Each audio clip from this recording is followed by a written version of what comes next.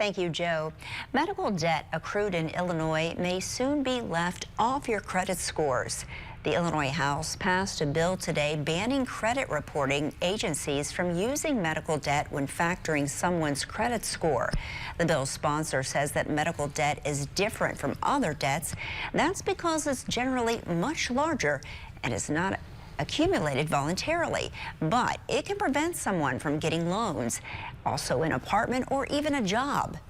People should not be kept from earning a living or having a place to live just because they got sick in a society where healthcare remains unaffordable for many.